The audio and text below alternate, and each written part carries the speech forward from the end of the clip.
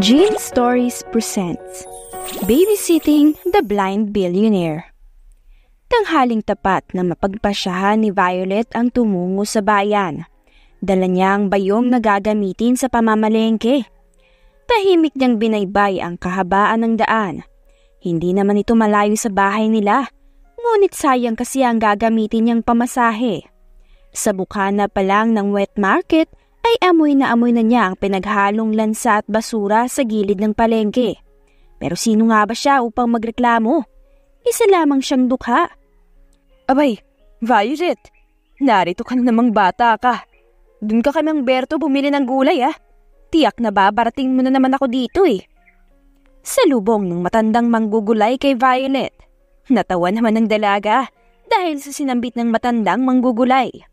Ito kasi ang suki niya sa gulay dahil nauuto niyang matanda. Si Manong Yossi naman parang hindi tayo magtropa pips nito. Pabili nga po ng 2 tali lang ng petchay, 1 pirasong patatas din po tsaka kalahating kilo ng kamatis at sibuyas. Anya sa matanda. Wala kang discount sa akin ngayon, Violet Ako'y nalulugi sa yung bata ka. Angil pa ng matanda na tinawanan lamang ni Violet. Kilala si Violet sa bayan nila, lalo na dito sa wet market. Maliban kasi sa ganda nitong nakakaantig, ay mabait at kuwela ang dalaga. Lahat ata ng taong makasalumuha nito ay nakakapanatagan niya ng loob. Hindi rin siya matitiis ng mga matatandang tindera at tindero dahil alam nila ang buhay ng dalaga. Isa itong ulila, naiwan siya sa pangangalaga ng tiyuhin niya. Manong Yossi, kahit itong sibuyas, bawasan mo ng 20 pesos. Abay, napakamahal ng sibuyas, bata ka. Hiyaw ng matandang manggugulay. Kaya nga po bawasan niyo lang. Baka kasi hindi umabot ang pera ko.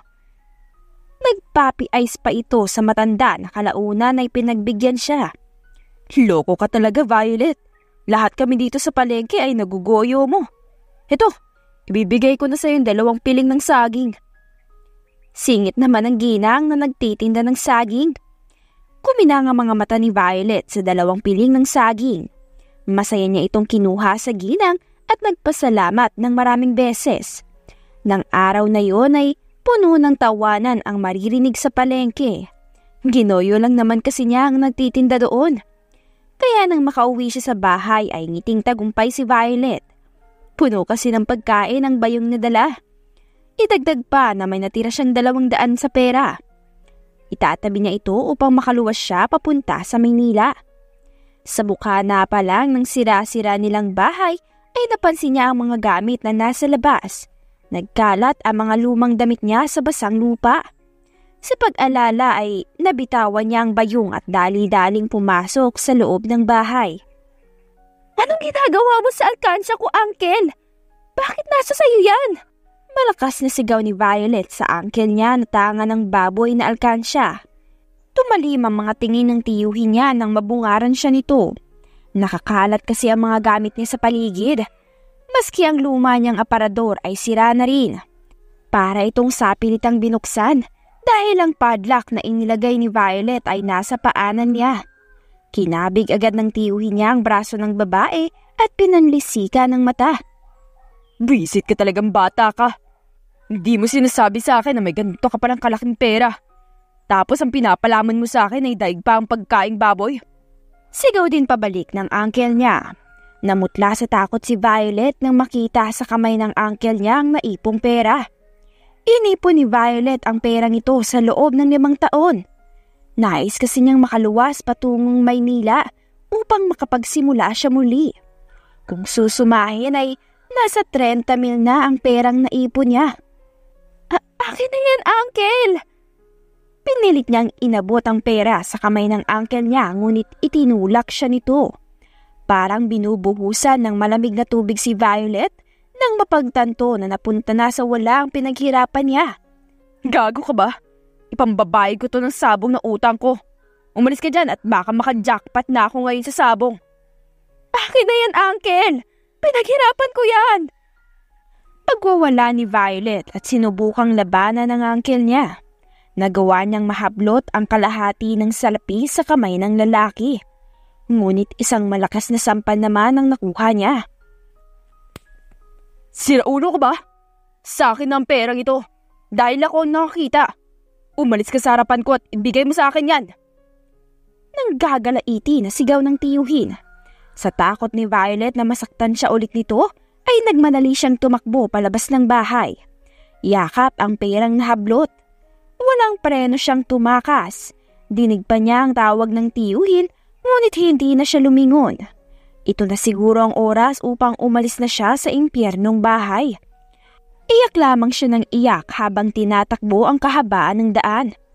Huminto lamang siya nang kusang bumigay ang mga tuhod niya dahil sa pagod. Nanginginig pa ang mga kamay niya ng bilangin ng pera. Nasa 10,000 ito, sapat na upang may panggastos. Hindi pa sumabay sa kanya ang panahon nang bigla na lamang umulan ng pagkalakas-lakas. Wala siyang masisilungan, kaya nilakad na lamang niya ang daang walang katapusan. Lord naman, anak mo ba ako?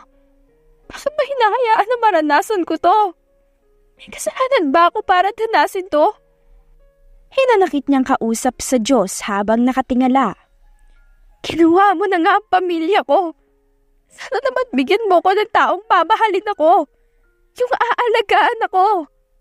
Dagdag pa niya. Hinayaan niyang tumama ang tubig ng ulan sa mukha niya. Mabuti na siguro ito dahil nakatakas na siya sa impyernong bahay na yun. Nang muling buksan ni Violet ang mga mata, ay bigla itong nanlabo. Pinilit niyang ihakbang ang mga paa, ngunit muli itong bumigay hanggang sa humandusay siya sa basang daan. Bago pa niya isara ang mga mata dahil sa sobrang pagod, ay may 2 gulong ng sasakyan ang huminto sa harapan niya. 2 pares ng sapatos na tumigil ulit sa harapan niya. Sinubukan pa niyang angatin ang ulo, ngunit kusa nang bumagsak ang ulo niya hanggang sa mawala na siya ng malay. Naalimpungatan si Violet dahil sa malamig na bagay na tumatama sa mukha niya. Malamig man ngunit nagbibigay ng payapang pakiramdam sa kanya. Dahan-dahan niyang ibinuklat ang mga mata at bumungad sa kanyang isang ginang. Kumusta ang pakiramdam mo, iha? Malamyos ang boses ng ginang na nagbigay ng payapang pakiramdam kay Violet. Sino po kayo? Nangihina naman niyang tanong. Uminom ka muna ng tubig at nang makakain ka ng mainit na sopas. Tinulungan ng ginang si Violet na makainom ng tubig. Inalalayan nito ang uluhan upang bahagyang makaangat. Saka nito inilapit ang baso sa bibig ni Violet. Nasaan po ako? Pasensya na po sa abala. Sambit ni Violet. Harito ka sa mansyon ng pamilyang Flores, iha. Nadaanan ka namin sa highway nitong 3 araw na ang nagdaan. Inaapoy ka sa lagnat at nangihina kaya dinala ka na namin pa uwi. Paliwanag ng ginang. Pinagmasdan ni Violet ang paligid. Mukha ngang mayaman ang may-ari ng bahay. Mukha kasing mamahali ng bawat gamit dito sa loob ng silid. May chandelier pa sa kisame at mga painting na sa magazine lamang niya nakikita. Pwede niyo po bang sabihin sa akin kung nasan po ako? Pwede na po ba akong umuwi? Magalang na tanong ni Violet sa ginang. Ngayon pa lamang niya napagmasdan ang suot ng ginang. Nakasuot ito ng itim na uniformeng pangkatulong. Ngunit hindi ito masasabi na katulong lamang siya dahil sa mapusyaw na balat ng ginang. Napakaganda nito kahit latansya ni Violet ay nasa 50 na siguro ito. Nasa Makati ka, iha. Pasensya ka na at dinala ka namin dito nang walang pahintulot mo. Napakaliblib kasi ng bayan kung saan ka namin nakita. Walang malapit na ospital. Kaya kami na ang gumawa ng paraan. Kaya wala kaming nagawa kundi ang isama ka na lang. Po? Pero paano po ako makakauwi? Muling bumalik sa alaala ni Violet ang sinapit ng araw na yon. Wala na pala siyang babalikan na tahanan. Tumakas nga pala siya sa poder ng tiyuhin niya.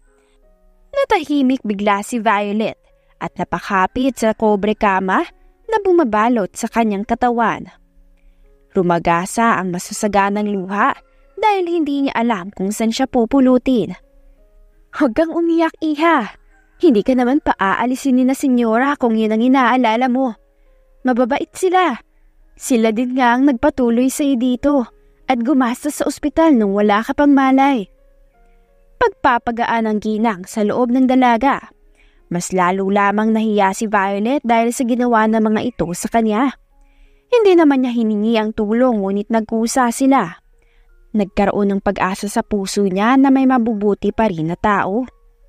Dahil gising ka na, halika na sa baba at nang makapaghapunan na tayo kasama ang senyora. Usal ng ginang. Inalalayan siya muling makatayo kahit na nanlalamot pa rin ang mga tuhod niya. Nakasuot din siya ng pares ng pajama at meron siyang sapin sa paa. Nakahawak ang ginang sa braso niya at sinabayan ng paika-ika niyang paglalakad. Namangha pa si Violet sa ganda ng paligid at dahil na rin sa nagagandahang muebles. Berna, nariyan ka na pala.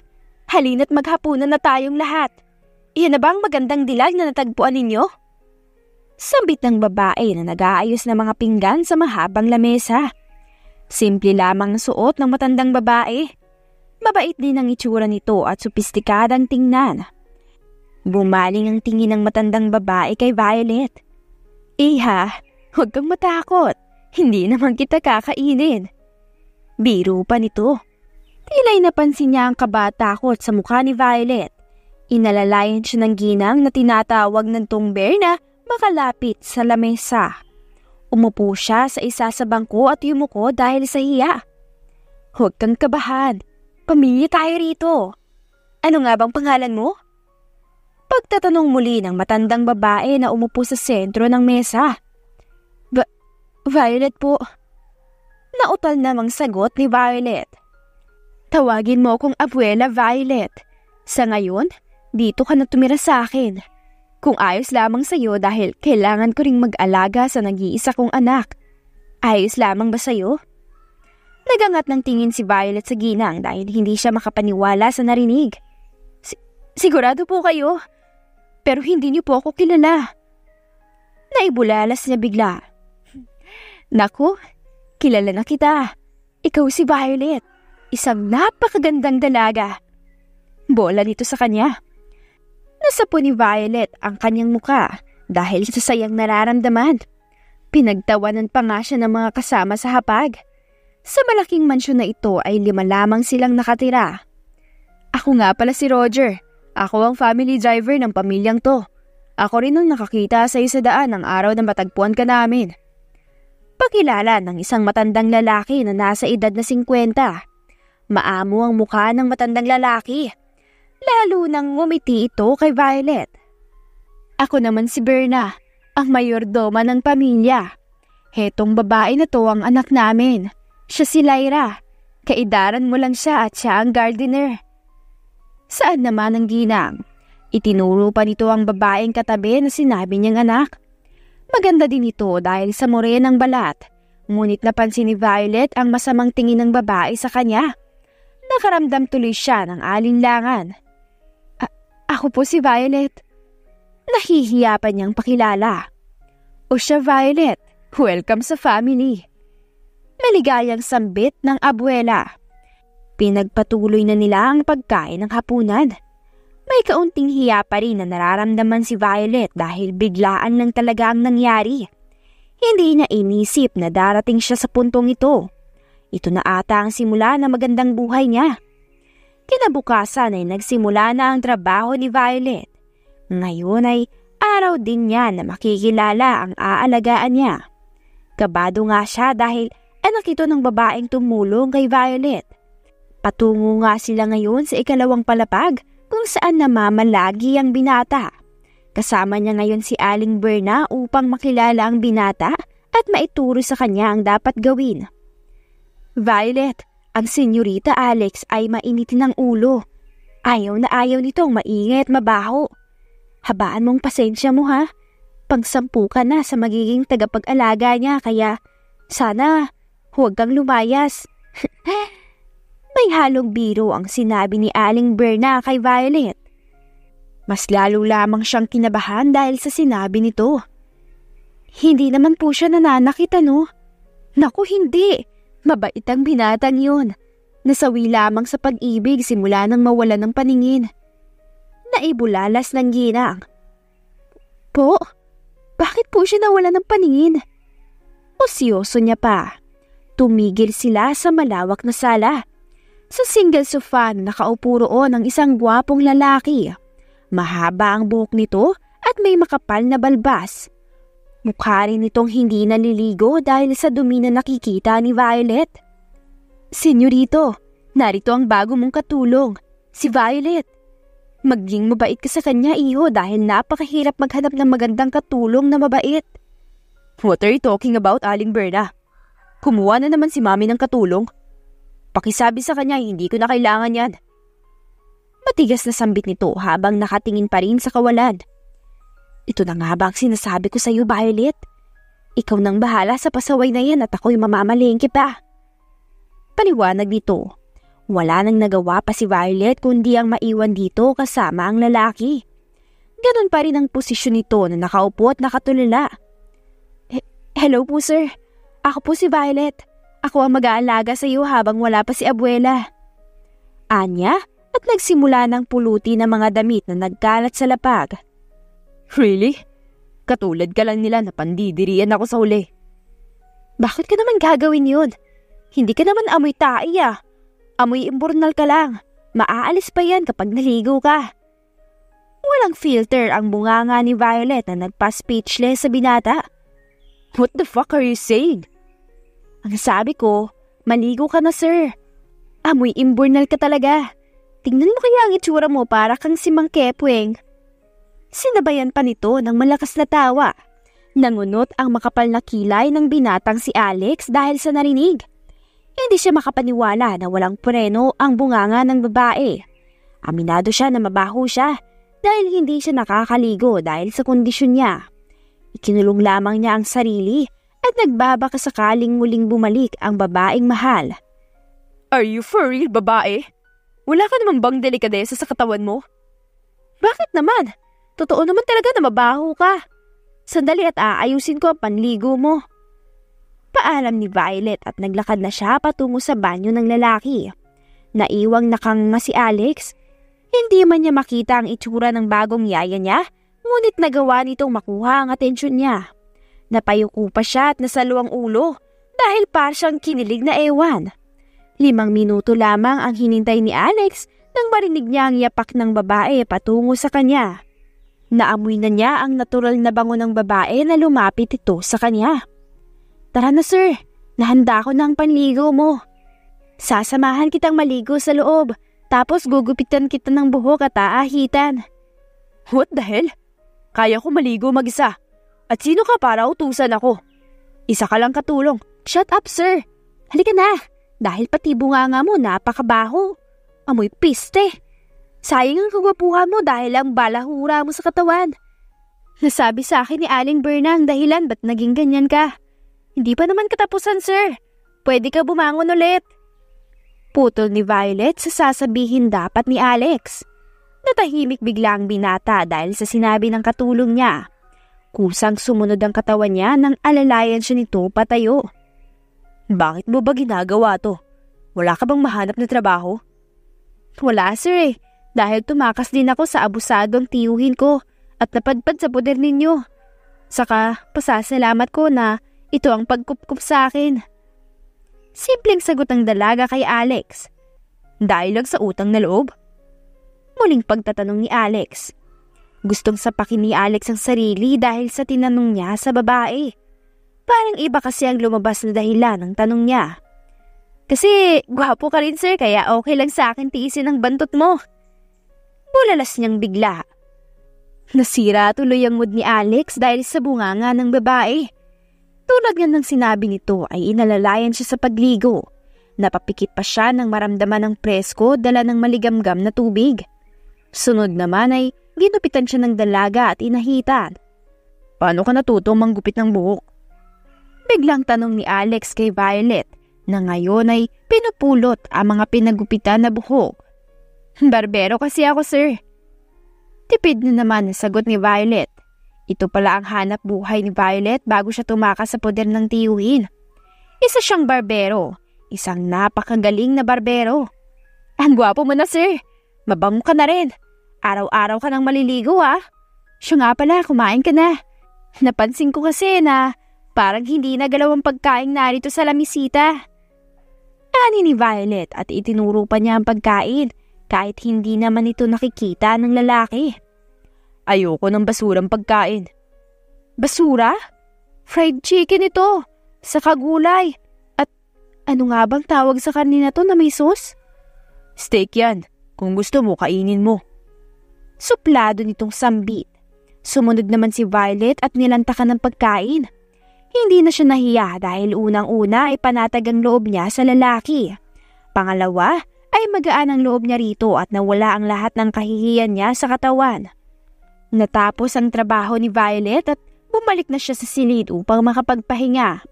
Hindi na inaasahan na makakasalubong si Lyra, ang anak ni Aling Berna. Ang kapal talaga ng mukha mo, Violet. Akala mo ba hindi ko nakita na ikaw ang kumain ng pagkain na inihanda ko kay Alex? Nanggigit-git nitong sabi sa kanya. Huminto sa paglalakad si Violet at tiningnan si Lyra na nag-aapoy sa galit. Gusto niyang matawa dahil sa wakas ay lumabas na ang masamang ugali ng babae. May permiso ni Sir ang pagkain ko sa pagkain niya dahil ayaw naman daw niya. Kaya ba kinain mo na lang? Tangang ka ba? Hindi porkit sinabi niya na kainin mo na, kakainin mo na. Kaya ako nga niluto sa kanya ang pagkain na yon para mapansin niya ako. Hindi na nagulat si Violet sa narinig sa babae. Kitang-kita naman kasi sa mukha nito na may gusto siya sa amo niya. Inamin din ni Violet na crush niya ang boss niya. Pwede mo naman siyang kausapin tungkol sa bagay na yan. Hindi ka dapat nagagalit dahil lang sa kinain ko ang niluto mo. Pero pasensya na. Hinging paumanhi ni Violet. Hindi nagustuhan ng babae ang sinabi niya at bigla na lamang siya nitong sinampal sa pisngi niya. Napabaling sa kanan ang mukha ni Violet. Naramdaman din niya ang hapdi ng pisngi niya. Ito ang tatandaan mong babae ka. Layuan mo si Alex. Umalis ka na sa lugar na to. Hindi ka welcome dito dahil isa ka lamang basura. Sigaw nito. Namintig ang tainga ni Violet dahil sa sinabi ng babae sa kanya. Hindi ang tipo ni Violet ang nagpapaapi, kaya walang pag-iingat niyang sinampal din si Lyra. Wala ka ring karapatan na sampalin ako dahil lamang sa hindi mo makuha ang lalaking gusto mo. Hindi ka man nagpatuloy sa akin dito, no? Isa ka lang ding basura na gaya ko. Tandaan mo yan, Lyra. Sambit ni Violet na may pagtitimpi pa ring natitira. Tinalikuran niya si Lyra na nakasalampak sa lapag. Umiiyak din ito habang hawak ang basag na labi dahil sa sampal na ibinigay niya. Pumasok siya sa loob ng silid at ipinahiga na lamang ang nangyari sa pagitan nila. Isang buwan na ang lumipas at naging magkasundo sina Violet at Alex. Hindi na nga siya hinayaan ni Alex na umalis ng mansyon. Palagi ring nakabuntot ang binata kay Violet. Violet, galit ka ba sa akin? May pagtatampo sa boses ni Alex. Nag-away na naman kasi silang dalawa dahil sa palaging maintang ulo ni Alex. Ang dating binata na palaging nakakulong sa silid nito ay bumalik na ang dating sigla niya. Palagi na rin itong nakakatawa at nakikipagharutan sa babae. Sinong hindi galit? Itinapon mo naman kasi ang pagkain na dinala ni Lyra dito sa silid mo. Alam kong mayaman ka, pero wag naman sanang mag-aksaya ka ng pagkain. I'm sorry, hindi na mauulit.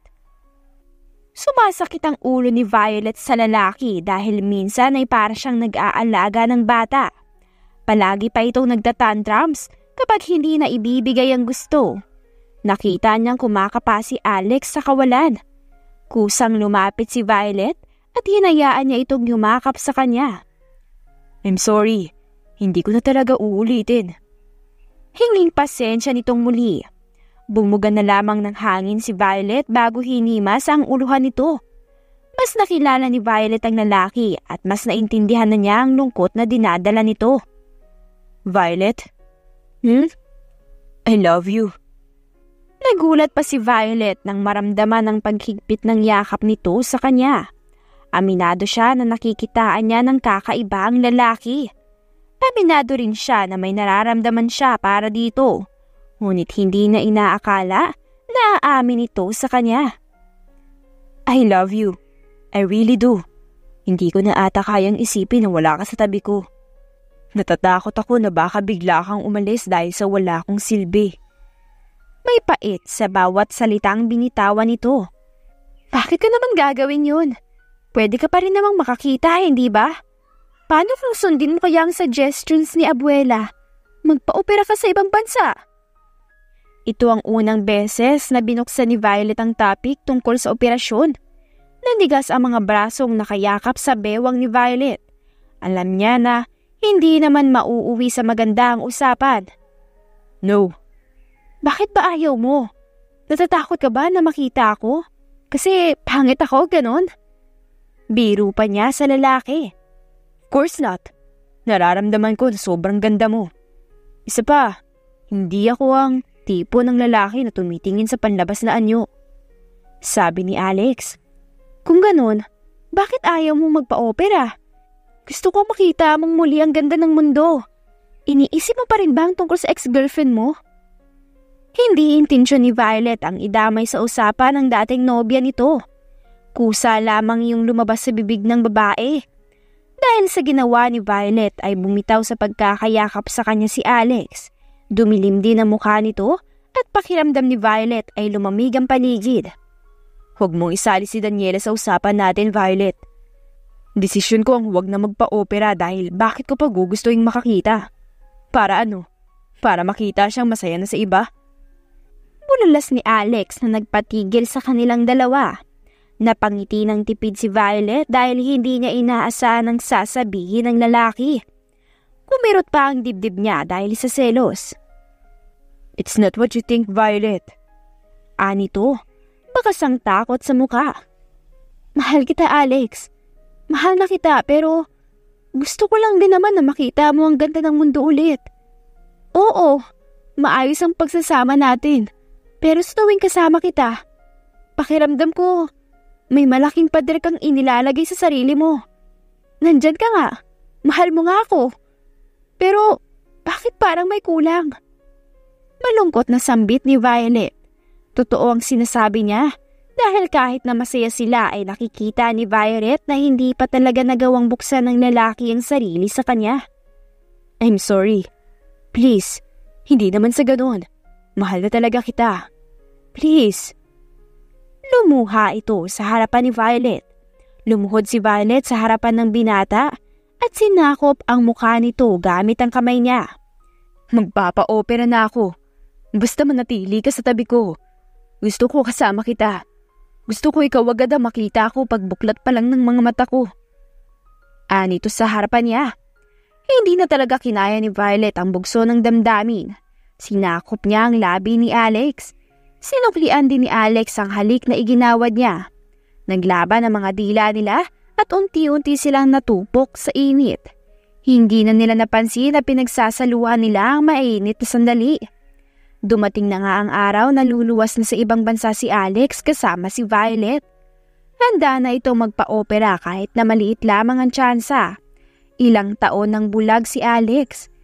Ilang taon na siyang nakakulong sa madilim na mundo. Dumating sa buhay niya si Violet na nagbigay ng kulay sa madilim niyang mundo. Handa na ang mga gamit nila papuntang airport. Sobrang kaba ng nararamdaman ni Violet sa hindi niya malaman na dahilan. Pakiramdam niya ay may mangyayari na hindi maganda. Kinakabahan siya at gusto niyang huwag na lang siyang tumuloy. Are you ready? Si Mommy hihintayin daw tayong makarating doon. I'm kinda nervous pero dahil kasama kita, nabawasan ang kabang nararamdaman ko. Maligayang sabi ni Alex sa kabadong si Violet. Kanina pa siya nagtataka dahil pakiramdam niya ay may nakasunod sa kanila. Patungo na sila Alex sa sasakyan. Inalalayan niya ito paakyat sa sasakyan saka siya sumunod. Sa buong biyahe nila papuntang Naiya ay hindi mawala-wala ang kaba ni Violet. Para bang may masamang mangyayari na hindi niya maintindihan. Hanggang sa makarating na sila sa lugar na yon. Mang Roger, pakidala na lang mga maleta namin papasok sa loob. Utos ni Alex sa driver. Sumunod sila ni Alex papasok sa airport. Ngunit sa paglalakad nila ay napansin niya ang pamilyar na figura. Nagpaalam muna siya kay Alex na magbabanyo. Ngunit ang ginawa ni Violet ay sinundan niya ang babae. Lyra? Tawag niya sa pangalan ng babae. Hindi niya inaasahan na biglang may nagtakip ng panyo sa ilong at bibig niya. Nanlaban si Violet, ngunit sa huli ay naramdaman niya ang unti-unting panghihina hanggang sa nawala na siya ng malay. Nagising si Violet dahil sa may hinang tapik sa pisngi niya. Nang ibuklat niya ang mga mata, ay bumungad sa kanya ang ginang na may dalang map. Iha, kanina pa kita ginigising. Napano kang bata ka at nakahandusay ka na lang bigla dito sa banyo? Sambit ng ginang sa kanya. Namutla siya sa matinding kaba nang maalala ang nangyari sa kanya. Kahit nahihilo pa siya ay pinilit niyang bumangon. Gusto niyang masuka, sobrang takot dahil ayaw niyang isipin na iniwan siya ni Alex. Anong oras po, ma'am? Gano'n na po ako katagal dito sa banyo? Nanginginig niyang tanong sa ginang. Tumingin naman ito sa suot na relo bago bumalik ang tingin sa kanya. 6:00 ng gabi, Iha. Isa ka ba sa aalis dapat ngayon? Nako, kanina pang tanghali nakaalis ang eroplano. Nawalan lalo ng kulay ang mukha ni Violet dahil sa narinig sa ginang. Dali-dali siyang tumakbo patungo sa lugar kung saan niya naiwan si Alex. Nag-agusa ng mga luha niya nang makitang wala na ang lalaki dito. Napaluhod pa siya sa panlulumo. Panay tingin din ng mga tao sa kanya ngunit wala siyang inintindi. Humagulhol siya na parang bata at umaasang maririnig ni Alex ang bawat hiyaw niya. Nang araw din pala na yun ay lumipad na patungong Amerika si Alex kasama ang babaeng inakala niyang si Violet. Naiwan naman si Violet na nagsusumamo. Pagkalipas ng 5 taon ay namuhay si Violet sa may bandang Pasay. Isa siyang office worker sa isang sikat na kumpanya. Sa 3 taon ay binuhos niya ang lahat ng oras sa pag-aayos sa buhay niya. Naalala pa niyang sinubukan niyang bumalik sa mansyon ni Alex, ngunit wala na ang mga nakatira rito. Bumalik na si Mang Roger sa pamilya at si Aling Berna naman ay nasa probinsya. Hirap na hirap siya ng mga panahon na yun, ngunit kinaya ni Violet, alang-alang sa batang nasa sinapupunan niya. Oo, nagbunga ang ginawa nila ni Alex. Hoy Violet, mag-overtime ka na naman ba ngayon? 1 linggong straight na yan Hindi pa ba sapat ang sahod mo? Pagtatanong ng isa sa co-office worker niyang si Maymay. Alam mo naman na kailangan ko ng pera dahil nasa daycare na ang anak ko. Sino naman nag-aalaga sa anak mo? Umuwi ka na. Sa susunod na araw ka na lang mag-overtime. Kailangan ko na pambili ng laptop para sa anak ko, Maymay. Kilala mo naman ang batang yun, napakatalino. Kailangan daw niya makapag-research pa siya. Sagot naman ni Violet sa kaibigan. Ako nang bahala sa laptop ng inaanak ko. Basta umuwi ka na ngayon. Hindi pa ba nakakaabot sa iyong chismis? Tumigil si Violet sa pagtipas sa desktop na nasa harapan niya ngayon. Humarap siya sa kaibigan at nagtatakang nagtaas ng kilay. Dahil masyadong focus si Violet sa trabaho ay hindi niya binigyan ng pansin ang mga haka-haka sa paligid. Dumating na kasi ang totoong may-ari ng kumpanyang to. Balita ako rin, hinahanap daw niya ang asawa niya. Iniwan kasi siya nito noon sa airport at ibang babaeng sumama sa kanya. Nagkukwento ni Maymay kay Violet. Hindi pinahalata ni Violet ang gulat nang marinig ang kwento. Ayaw niyang isipin na si Alex ang lalaking yun dahil napaka-imposible. Wala na siyang naging balita sa lalaki at malamang siguro sa malamang ay may asawa at anak na ito. Kung ako ang babaeng yun, hindi ko iiwan si boss. Ang gwapo kaya niya. Dagdag pa ng kaibigan. Ang yummy pa sa katawang lupa ni boss. Kahit nakita ko lang sa litrato ang mukha niya. Umaksyon pa ito na pinupunasan ng gilid ng bibig. Natawa si Violet dahil sa kaibigan. Nasapak pa nga niya ito dahil sa kabaliwang pinaggagawa. Nagpasya na nga siyang umuwi at huwag na munang mag-overtime. 1 oras ang tinagal ng pagko-commute ni Violet. Dahan-dahan pa niyang binuksan ang pintuan ng apartment. Ngunit bigla na lamang bumukas ang ilaw at sumalubong sa kanyang anak na nakapamewang. Mama, I told you na huwag kang uuwi ng gabi. Bakit napakatigas ng ulo mo? Parang matandang sermon ng anak ni Violet na si Alejandro. Ito ang naging bunga ng pagsisiping nila ni Alex noon. Isang beses lamang nangyari yun, ngunit nakabuo agad sila. Carbon copy ito ng ama, ngunit nakuha nito ang mata at labi niya. May angking talino din ito at mature na kung umasta. Baby naman, hindi mo ba ako hahalikan muna bago ka magsermon? Ang bad mo talaga. Maktol niya sa anak. Kunot noo pa ang anak niya nang maglakad ito patungo sa kanya. Yumuko siya upang maabot ang pisngi ng anak. Hinalikan niya ito ng 2 beses bago tuluyang pumasok sa apartment. Mama, kapag naging successful ang research ko, hindi ka na ulit mag-work till midnight. Hindi ka na mag-work dahil ako na mag-work. Determinadong saad ang anak. Napangiti ng malungkot si Violet dahil sa sinabi ng anak. Napakaswerte niya dahil nagkaroon siya ng anak na ganito ka-sweet at alalahanin. Baby naman, dapat pag-aaral muna ang inaatupag mo. Kaya ni Mama ang lahat para sa'yo, okay? Huwag mong isipin si Mama. Kausap niya sa anak bago kinarga ito. Pinatulog muna niya ang anak sa silid dito bago siya naglakad patungo sa kusina. Kumuha siya ng isang bote ng alak at agad itong tinungga. Kahit 3 taon na ang lumipas ay hindi pa rin niya ipagkakaila na naiisip niya ang lalaki. Isa pa sa inaalala ni Violet ay paano kung balang araw ay hanapin ng anak niya ang ama? Anong sasabihin niya sa bata? Matalino ang anak niya at alam ni Violet na alam ni Alejandro ang nangyayari. Bruha, kanina pa kita hinihintay. Ano ba yan? Late ka pa talaga dumating kung kailan mahalaga ang araw na to. Mahinang hiyaw ni Maymay kay Violet nang makaupo ito sa tabi niya. Bakit? May problema ba? Nagpaalam ako kay Manager Sarah na malilate ako ngayon.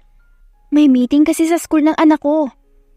Paliwanag niya sa kaibigan matapos maibaba ang mga gamit. Dumating na kasi ang may-ari ng kumpanya kanina.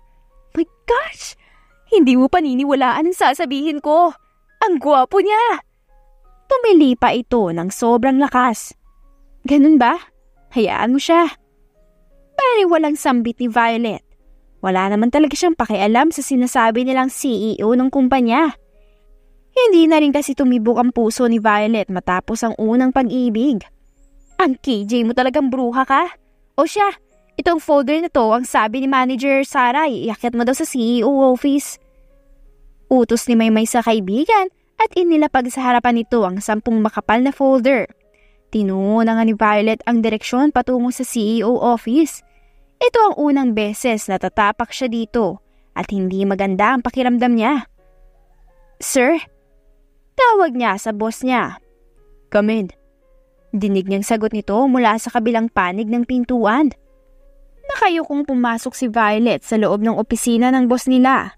Hindi siya nag-abalang magtaas ng ulo upang silipin ito. Maingat niyang inilapag sa ibabaw ng mesa ang folder bago tumalikod. Miss, hindi pa kita pinapaalis. Muling huminto sa paglalakad si Violet at nagpakagat labi dahil pamilyar ang boses ng lalaki. Bakit po? Nauutal pa niyang tanong. Anong brand ng kulo ng gamit mo? That smell is kind of familiar. Hindi na nga napigilan ni Violet ang tingnan ng sinasabi nilang bagong boss. Lumaki pa ang mga mata niya nang sa wakas ay magtama ang mga mata nila. Kusang pumatak ang mga luha niya habang nakatingin sa lalaking kay tagal niyang hindi nakita. Ganun pa rin to tulad ng dati. Gwapo at makisig. At ang mga mata nito ay nakakakita na. Wipe those tears. Baka sabihin nila na pinaiyak kita. I'm just asking kung anong pabango ang gamit mo. That's all. Hindi mo kailangang umiyak. Damn. Naiinis nitong hiyaw. Nagulat lang po ako, sir. Tungkol naman po sa tinatanong niyo po, wala po akong pabango na gamit. Dagdag pa ni Violet. Really?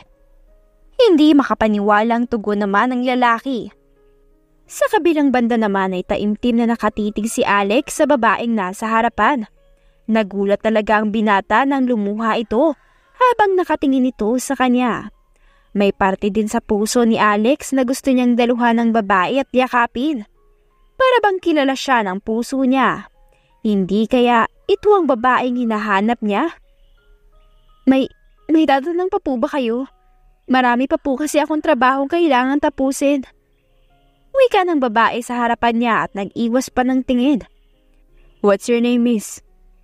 Wala sa loob na naitanong ni Alex sa babae. Bumakas pa nga ang alangan sa mukha ni Violet pero sinagot pa rin niya ito. Violet. Itinago ni Alex ang pagkagulat sa pangalang sinambit ng babae. Pinayagan na rin niya itong bumalik sa trabaho. Umupong muli si Alex sa swivel chair at ipinikit ang mga mata. Muling bumalik ang alaala sa isipan niya, 5 taon na ang nakakaraan. Ang babaeng nakasama ni Alex sa ibang bansa ay hindi ang babaeng minahal niya, kundi si Lyra, ang anak ng mayordoma ng pamilya niya. Pinagtangkaan siya ng dalagang ito na utuin at lokohin. Kamuntikan na nga niya itong mapatay dahil sa sobrang galit. Nalaman din ni Alex ang ginawa ng baliw na babae. 5 taon bago siya nakabalik dahil nagkaroon ng komplikasyon ang mga mata niya. Kinailangan muling dumaan sa isang operasyon. Ngunit ngayon ay magaling na ang mga mata niya. Napangiti ng malawak si Alex na mapagtanto kung sino ang babae kanina. Hindi man siya nakita ng mga mata niya, ngunit nakilala naman siya ng puso niya. 3 araw na ang nakakalipas na palaging ipinapatawag ni Alex si Violet sa opisina nito. Palagi na siyang nagdadala ng mga papeles o kaya minsan ay pagkain. Bakit ang bagal mo? Alam mo ba na kanina pa ako nagugutom? Salubong agad ni Alex sa babae pagkapasok pa lang sa opisina. Bakit hindi ka bumili ng pagkain mo? Alam mo naman ang dami kong ginagawa. Iritang sagot naman ng babae sa kanya. Sinasagot mo na ako ngayon? Baka nakakalimutan mo na boss mo ko. Ina naman ako ng anak mo. Nagulat pa si Violet sa isinagaw niya. Maski si Alex ay nagulat at nanlaki ang mga mata. Hindi niya intensyon ang ibunyagan tungkol sa anak nila. Ilang araw na kasi siyang pinipeste ng lalaki. Nagkaanak tayo? Hindi maipinta ang mukha ni Alex ngayon sa harapan ni Violet. Naitikom din ni Violet ang bibig dahil salitang lumabas sa bibig ng lalaki. Saka lang niya napagtanto ang nangyari. So, kilala mo nga ako? Sagutin mo ko. Nagkaanak ba tayo? May nabuo ba sa atin nung araw na yon? Tumayo ang lalaki at naghihinang lumapit kay Violet. Dahan-dahan pang inabot ni Alex ang kamay ni Violet. Hindi niya mapigilan ang panginginig ng kamay nito. Answer me, please. Meron ba? Humugot ng malalim na hininga si Violet dahil hindi sa ganitong paraan maibubunyag ang lahat. Meron. Napaluhod si Alex sa malamig na lapag. Yumuko ito at panayina ang patak ng luha niya at paulit-ulit din itong nagpasalamat. Sinubukan pang tumingala ni Violet upang mapigilan ang mga luha. Ngunit nabigo siya. Nagunahan ang pagtulo ng luha niya. I'm sorry. Patawarin mo ko dahil wala ako nung kailangan mo ko. Hagulhol pa ni Alex. Hindi na napigilan ni Violet ang umupo sa harapan ng lalaki. Hinawakan sa magkabilang balikat upang patahanin sa matinding pag-iyak. Wala kang dapat ihingi ng tawad sa akin dahil wala ka namang kasalanan. Si Lyra ang may pakana ng lahat kaya hindi ako nakasama sa'yo. I'm sorry kasi wala ako sa tabi mo noon. Malambing saad ni Violet sa lalaki. Tama na nga. Ang pangit mo pa naman umiyak. Tingnan mo nga ang sipon mo. Nagkalat na. Nagtawanan pa sila dahil sa nakakahiyang ginawa. Inubos nila ang oras sa pag-aayos ng nakaraan. Ikinwento ni Violet ang naging buhay niya. At ganun din si Alex. Magkayakap nilang binalikan ang nakaraan at masasabi ni Violet na ito ang pinakamasayang araw na nangyari sa buhay niya. Lumipas ang 1 linggo at nagdesisyon ng magpakilala si Alex sa anak niyang si Alejandro. Bihis na bihis pa nga siya at may dalang brand new laptop. Sigurado ka ba na maayos lang na itsura ko? Mabango naman ako, hindi ba? Tanong ni Alex sa babae. Inirapan siya ni Violet dahil pang-10 na niya itong tanong ngayong araw na yun. Nagdesisyon kasi sila na mag-family dinner sa isang sikat na restaurant upang makilala na rin ang anak niya. Pinasundo na lamang niya ito sa driver niya. Kumalma ka nga. Hindi naman mahirap kausap ang anak mo. Tiyak na magkakasundo kayo niyan.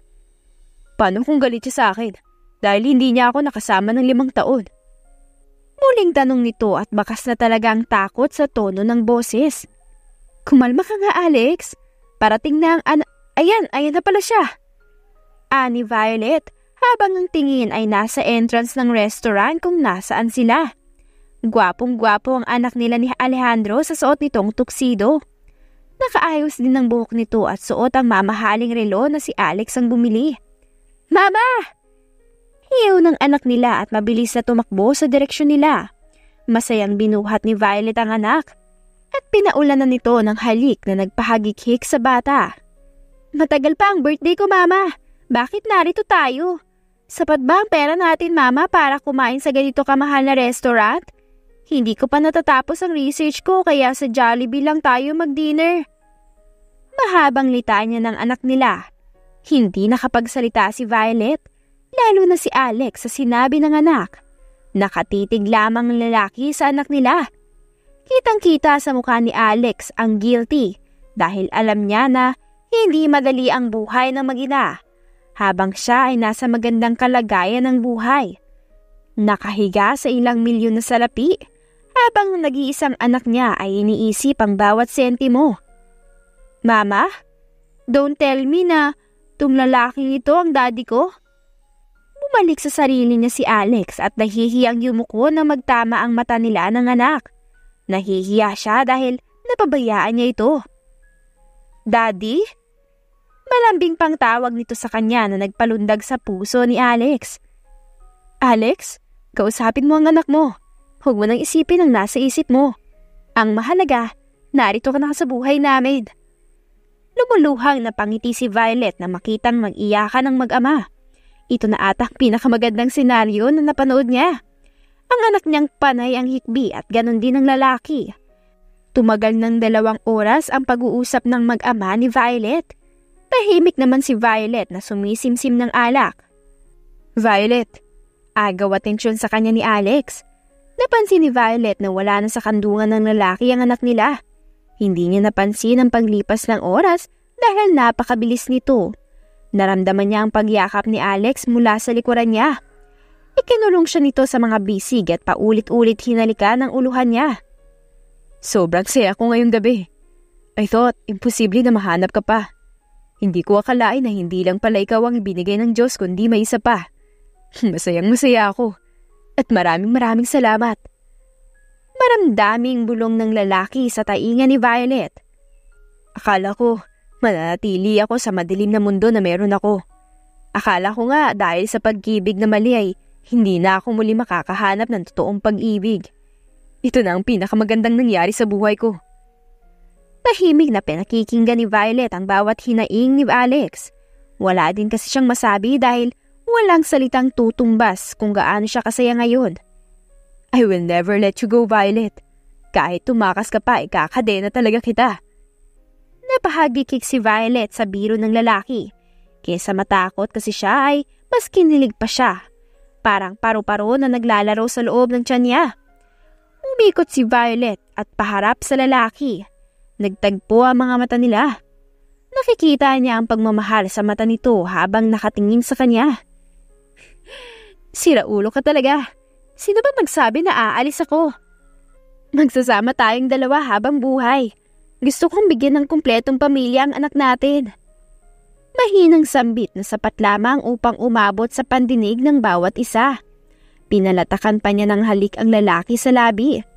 Yumaka pa siya sa batok nito upang mas may palalim ang halikan nila na malugod namang sinuklian sa mas maalab na halik. Muli na naman silang nawawala sa sarili. Kaya pinilit ni Alex ang bumalik sa wisyo. Alam kong mabilis ang mga pangyayari sa buhay natin.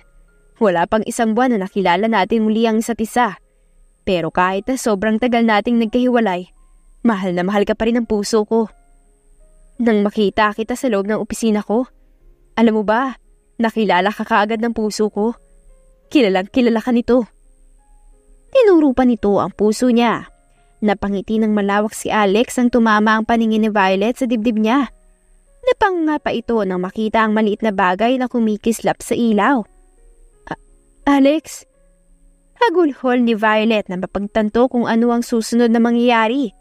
Lumayo muna saglit si Alex kay Violet at hinubad ang kwintas kung saan ay naroon ang engagement ring.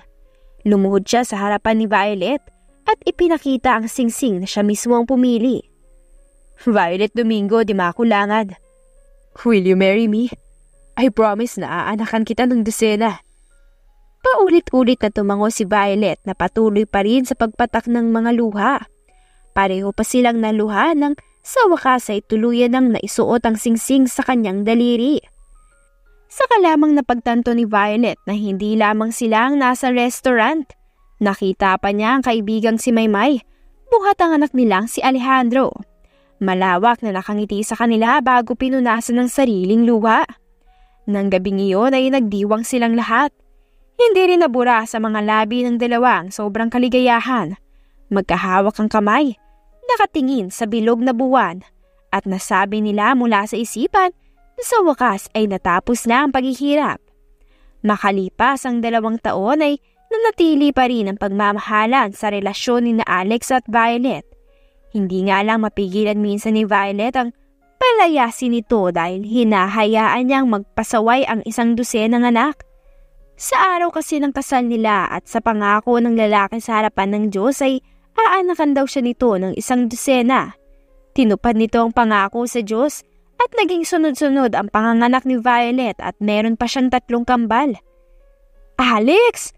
Hayop ka talagang lalaki ka at napakahayop mo. Hindi ako inahing baboy, okay? Para anakan mo ko ng 1 dosena. Hiyaw ni Violet sa asawa na masayang naglalaro ngayon sa basketball court na pinagawa nila. Kalaro kasi nito ang mga anak niyang lalaki habang ang mga babae naman ay nagkukwentuhan sa may bench. Mom, I thought magpapahinga ka. Sa lubong ng anak nilang si Seven, may dala itong laptop, ang nerd ng pamilya nila. Sino ba makakapagpahinga kung ang daddy mo ay ginagalit ako? Mom, ano ba ginagawa mo rito?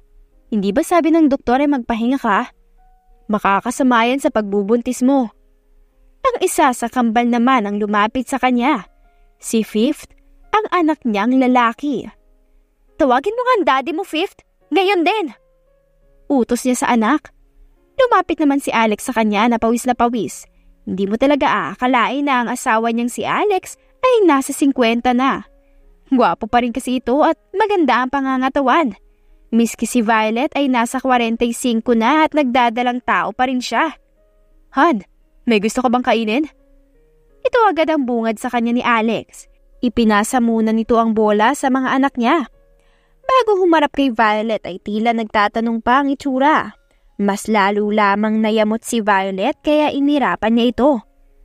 Wala. Ikaw ang maglaba mamaya dahil nilalagnat si 11 at 12. Humarap naman siya sa anak niyang si 7. Pakisabi sa kuya mong si 1st, 2nd, 3, 4th, 6th, 8, 9 at 12. Linisin nila ang kwarto nila. Darating ang abuela ninyo. Pagkarinig ng mga anak niya sa pangalang abuela ay bigla na lamang silang tumakbo pauwi sa mansyon. Iba talaga mga anak niya dahil kapag ang abuela nila ang sumita sa kanila ay tiyak na tapos sila. Gustong magsisi ni Violet sa ginawang desisyon na pinakasalan niya ang siraulong lalaki na nasa harapan niya. Ginawa kasi siya nitong palahian dahil sa dami ng anak nila. Si Alejandro ang panganay nila ay may sarili na ring pamilya kaya hindi na nila ito nakasama. May sariling kumpanya na rin ito at minsan na lang silang nagdadalaw. Iniisip mo na naman ba si Alejandro? Hayaan mo na ang anak mo para naman hindi nagmana sa'yo. Biro pa ng magaling niyang asawa. Talagang hindi. Kita mo ba ang nangyayari sa anak mo? Nasawi sa pag-ibig at halos isumpa lahat ng babae sa mundo. Mabuti na lamang at dumating sa buhay niya si Zera. Parang ikaw, bigla kang dumating sa madilim kong mundo noon. Ngayon, sa sobrang kulay ng mundo ko, hindi ko na alam ang kulay black. Loko ka talagang gurang ka. Natatawang hiyaw ni Violet. Tara na nga at baka hinahanap na tayo ng mga anak natin. Hindi nakasunod si Violet sa asawa nang maramdaman niya ang pagsinhi ng kirot sa tiyan niya. Naramdaman din niya ang pagbasa ng paanan niya, simbolo na pumutok na ang panubigan. Okay ka lang? Fuck! Manganganak ka na? Darn! Kids! Kids! Manganganak na ang mami nyo! Malakas na sigaw ni Alex sa mga anak. Mabilis na naidala si Violet sa ospital. Kasama niya ang mga anak nila. Narito siya ngayon sa loob ng emergency room. Kasama niya si Alex sa panganganak niya. Pwisit ka talagang hayop ka! Huli mo na to sa akin, ha? Hayop ka talaga! Isang push pa, mother! Utos ng doktor. Tanging ang malakas na sigaw ni Violet ang naririnig sa buong silid. 2 iri lamang at narinig na nila ang iyak ng pang-13 anak. Pagod na pagod si Violet kaya nakatulog siya dala ng sakit sa panganganak. Sa kabilang banda naman ay tahimik na lumuluha si Alex dahil sa wakas ay naisilang na ang anak. Siya ang pumutol sa umbilical cord ng anak. Matapos iyon ay bumalik siya kay Violet at binigyan ito ng mabilis na halik. Thank you so much, love. I love you. I really damn love you. Malambing na bulong ni Alex sa asawa na ngayon ay tahimik na nakapikit. 5 oras lamang lumipas at malaki ang pagkakangiti ni Alex. Pumasok siya sa silid ng asawa. Karga niya ang anak nilang si 13.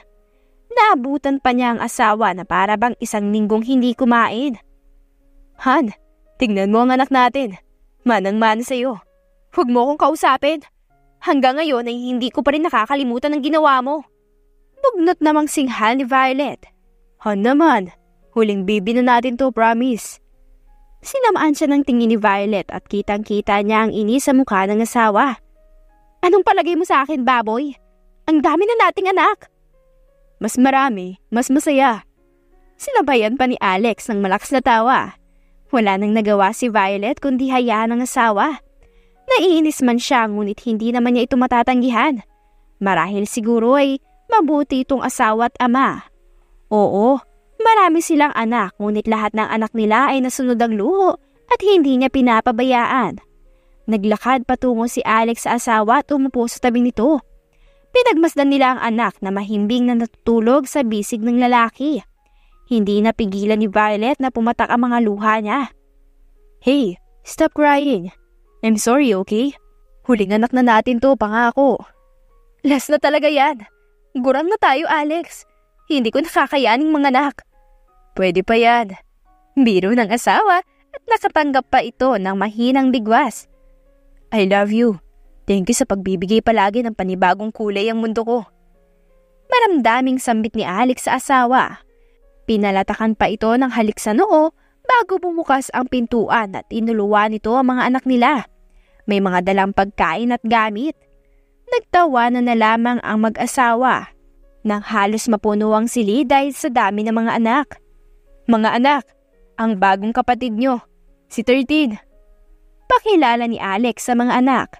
Nagtilian naman ang mga anak niyang babae habang problemado naman ang mga lalaki dahil alam nilang lahat na may aalagaan na naman silang bubwit. Ngumiti na lamang ang mag-asawa habang pinagmamasdan ng mga anak. Magkayakap nila itong pinagmasdan dahil lumaki na nga ang pamilya nila. Hindi ito pinagsisisihan ni Violet dahil ang asawa at mga anak niya ang magandang regalo ng Diyos para sa kanya. At dyan na po nagtatapos ang ating kwentong pag-ibig. If you like the story, please don't forget to like, comment, share, and subscribe for more wonderful stories. Hanggang sa muli, paalam!